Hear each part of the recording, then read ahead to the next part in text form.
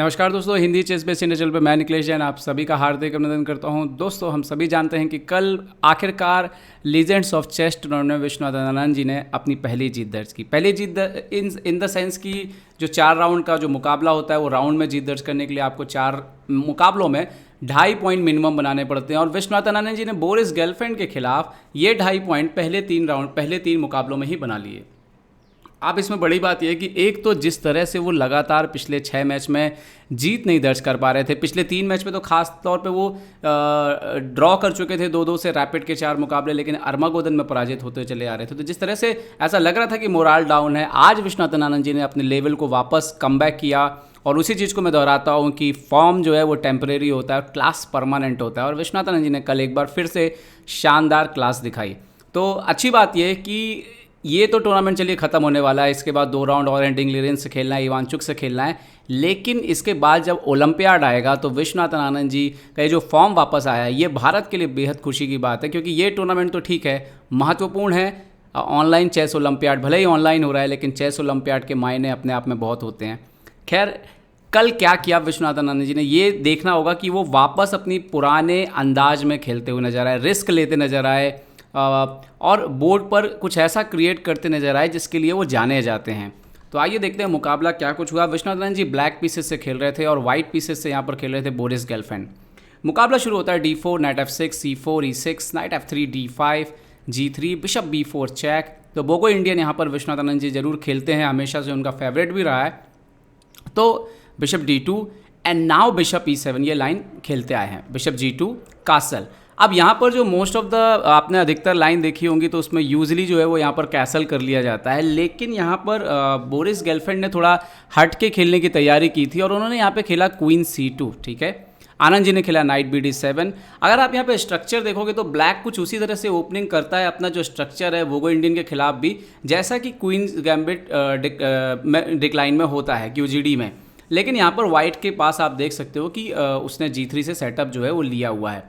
Okay, अब यहाँ पर भी जो नॉर्मल लाइन है वो है कासल C6, इस तरह से मैच चलता है, C6 रुक D1 इस तरह से।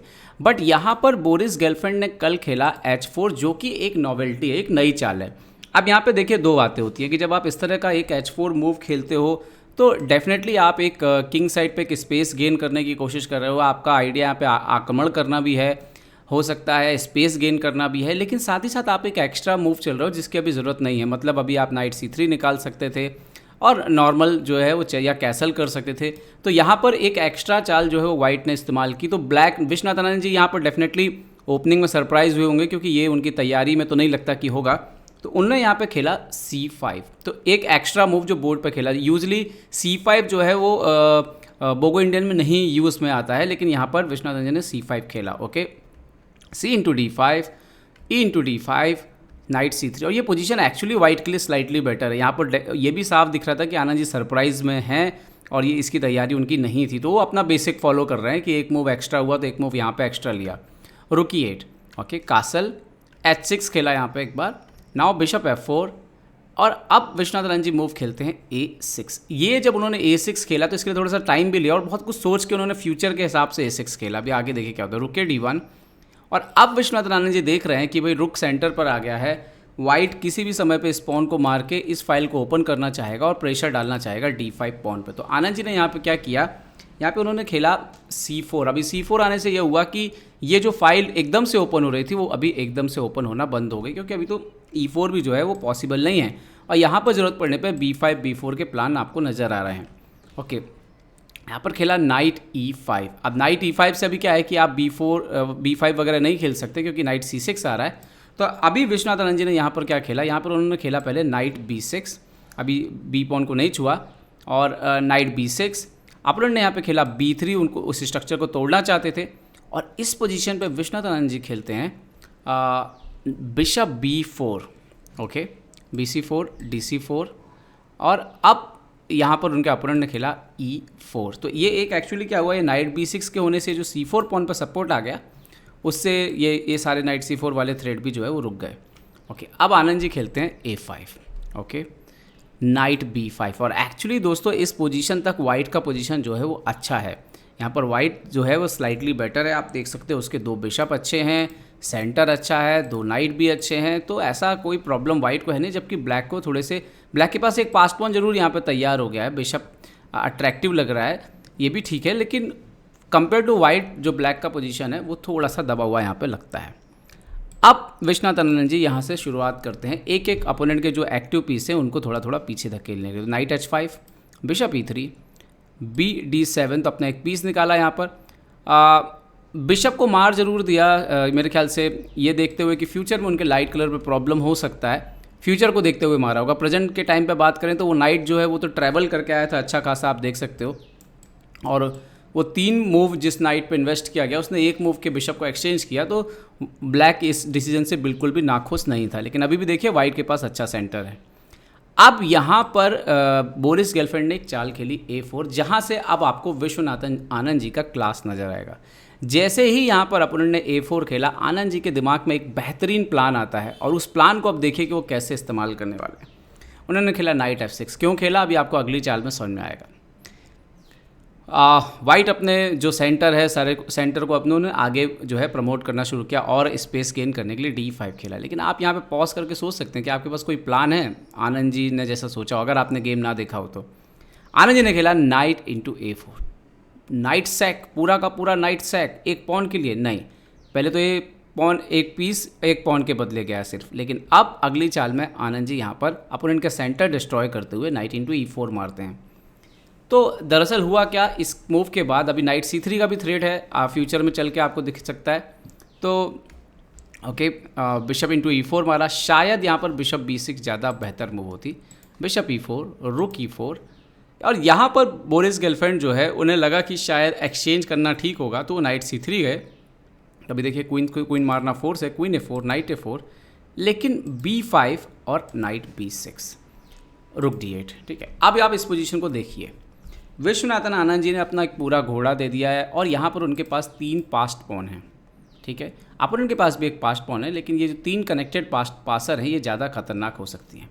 ब्लैक के पास, वाइट के पास 2 रुक है, 2 रुक है, और एक सीधा एक पूरा एक्स्ट्रा नाइट है यहाँ पर वाइट के पास बिशप के अलावा। ठीक है, तो अब जैसे उन्होंने बिशप F4 खेला, तो विश्वनाथ आनंद जी ने तुरंत जो है ये डार्क कलर के बिशप को भी एक्सचेंज करने के लिए लाए। BD6, रुक D6, नाइट C8, रुक D7 यहाँ पर, तो D6। अब एक्चुअली में जो सारा खेल है वो इसी बात का है कि क्या ब्लैक ये 3 पॉन को रोक पाएगा। इसमें एक बात जानना भी ज़रूरी है कि रुक के खिलाफ जो होते हैं, एक तो नाइट भी जो होता है, नाइट जो वो थोड़ा दूर है, दूसरा ये पॉन्स अगर 6th रैंक पे पहुंच गए, कोई भी 2 पॉन 6th रैंक पे पहुंच गए, कोई भी 2, तो ये जो रुक्स हैं उनके लिए पॉन्स को 6th रैंक की पॉन को रोकना असंभव होता है। अब आप देखिए गेम में आगे क्या हुआ। तो सबसे पहले आनंद जी यहाँ पे पुश करते हैं C3। ओके, वाइट ने बहुत सोचा, यहाँ पर दबाव में भी काफ़ी आ गए थे बोरिस गेलफैंड, रुक D5। ओके, आनंद जी ने पुश किया B4। और इस तरह की पोजीशन में होता क्या है कि आपके मन में बहुत शंका रहती है कि मैं ये मारूं कि नहीं मारूं, कहीं ये तो प्रॉब्लम नहीं कर देगा, कहीं B3, क्योंकि वो जो पॉन आगे बढ़ता है ना, वो एक अलग ही प्रेशर क्रिएट करता है। तो एक्चुअली में यहाँ पे जो सही चाल थी वो यही थी कि रुक इंटू A5 मार दिया जाए, B3 पुश होगा तो रुक B5, अभी B2 पुश होगा तो knight E7 check, king H7 and now knight D5। ये इस तरह से जो है इस गेम को खेला जा सकता था। ओके, अभी अगर अपोनेंट C2 पुश करेगा, सो देन आप देखो ये मर रहा है पॉन। ओके, सो ये इक्वल होता, बट यहाँ पर बोरिस गेलफैंड ने खेला नाइट B6। वो डेफिनेटली शायद A4 को रोकना चाह रहे थे, तो आनंद जी ने चुपचाप खेला रुक D8। ये भी गुड मूव है, पहले तो आपको रुक को रखना सही जगह पे बनाए रखना है। D7, ये देखिए ये पॉन भी D7 में पहुंच गया, मतलब कोई मौका मिले और वाइट का रुक इधर कहीं से इधर कहीं पे आ पाए किसी मौके पे, तो ब्लैक के लिए बहुत प्रॉब्लम हो सकता है। तो यहाँ पर विश्वनाथ आनंद जी ने खेला रुक E6। अभी नाइट को कहीं पर रखना है आपको, यहाँ पे भी अच्छी चाल होती नाइट रुक B5, लेकिन यहाँ पर नाइट A4 खेला बोरिस गेलफैंड। तो एक एक चाल जो मार्जिन कर रही थी वो आनंद जी को बेहतर करने का मौका दे रही थी। अब इस पोजीशन पे विश्वनाथ आनंद जी ने खेला रुक C6। अभी क्लियर थ्रेट है, यहाँ पर आपको देख सकते हो कि A1 B3 C2 का थ्रेट है। उन्होंने खेला नाइट C5, रुक E5 का थ्रेट है अभी यहाँ पर, रुक E5 रुक E8 आना चाहते हैं। तो अब विश्वनाथ आनंद जी ने खेला यहाँ पर रुक C7, और ये जो था ये आप कह सकते हो कि ऑलरेडी ये पोजीशन जो है आनंद जी के काफ़ी पकड़ में आ गई थी। रुक E5 खेला यहाँ पर वाइट ने, तो किंग H7 हट गया अपने किंग को।